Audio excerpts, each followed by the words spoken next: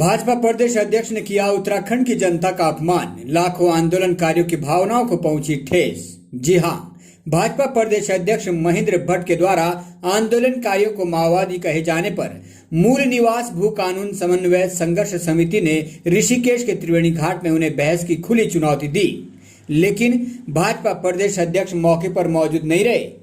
मूल निवास भू कानून समन्वय संघर्ष समिति ने भाजपा प्रदेश अध्यक्ष महेंद्र भट्ट को खुली चुनौती देते हुए मूल निवास भू कानून और माओवादी पर खुली बहस की चुनौती दी थी।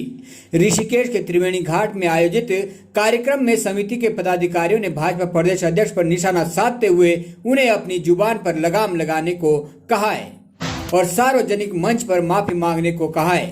इस मौके पर मूल निवास भू कानून समन्वय संघर्ष समिति के संयोजक मोहित डिमरी ने कहा है कि भाजपा प्रदेश अध्यक्ष ने मूल निवास भू कानून के लिए लड़ रहे लाखों मूल निवासियों का अपमान किया है। राज्य आंदोलन के दौरान भी उनकी ही पार्टी के एक राष्ट्रीय नेता ने यहाँ की जनता को अलगाववादी कहा था। भाजपा का चरित्र ही ऐसा है, जो भी अपने अधिकार के लिए लड़ता है उन्हें वो उग्रवादी, माओवादी और अलगाववादी कहना शुरू कर देते हैं। आज राष्ट्रीय पार्टियों की जन विरोधी नीतियों के कारण उत्तराखंड की जमीनों पर बाहरी माफियाओं का कब्जा हो रहा है। सभी संसाधन बाहर के लोग लूट रहे हैं। राष्ट्रीय जनता पावर सुरेंद्र सिंह नेगी, पहाड़ी स्वाभिमान सेना के अध्यक्ष आशीष नेगी, समिति के कोर मेंबर प्रांजल नौटियाल, अनीता कोठियाल, संजय सिलस्वाल, राजेश सिंह, पंकज उनियाल, पंकज पोखरियाल, नितिन उपाध्याय, प्रशांत कांडपाल, यशवंत सिंह ने कहा है कि भाजपा प्रदेश अध्यक्ष को बहस के लिए चुनौती दी गई थी, जिसमें उन्हें आमंत्रित किया गया था, लेकिन आज वह उपस्थित नहीं हुए। उनके अंदर साहस होता तो वो ऋषिकेश पहुंचकर जनता को बताते कि वो माओवादी कैसे। मूल निवास भू कानून को लेकर उनकी क्या सोच है, वो जनता को सार्वजनिक मंच पर बताएं। उन्होंने यह भी कहा है कि मूल निवास और सशक्त भू कानून को लेकर सरकार विशेष सत्र में कानून बनाए। यूकेडी नेता अनिल डोभाल, कमलकांत, देवेंद्र रावत, विनीत सकलानी, मोहन भंडारी ने कहा है कि माओवादी की विचारधारा हिंसात्मक है, लेकिन अभी तक किसी ने भी हिंसा नहीं की है। हथियार उठाकर कोई भी आंदोलन नहीं कर रहा है। जनता शांतिपूर्ण आंदोलन कर रही है। स्थानीय निवासी अनीता कोठियाल, बिमला बहुगुणा ने कहा है कि मूल निवास और मजबूत भू कानून के लिए उत्तराखंड की जनता एक हो गई है।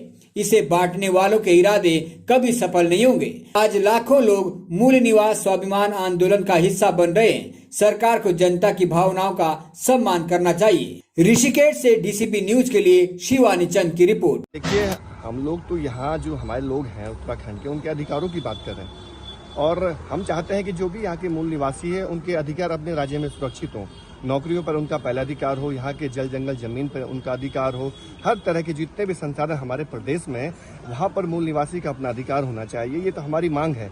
अगर इस मांग से इन लोगों को खतरा लगता है, क्योंकि इनका वोट बैंक जो बाहर से आए हुए लोग हैं, जिन्होंने अपने फर्जी स्थायी निवास प्रमाण पत्र बनाए हुए हैं, जो गैर मूल निवासी हैं, उनका वोट बैंक वहाँ वो देखकर इस बात को लेकर कभी भी वो जनता के इस पक्ष में खड़े नहीं रहे कि मूल निवास होना चाहिए।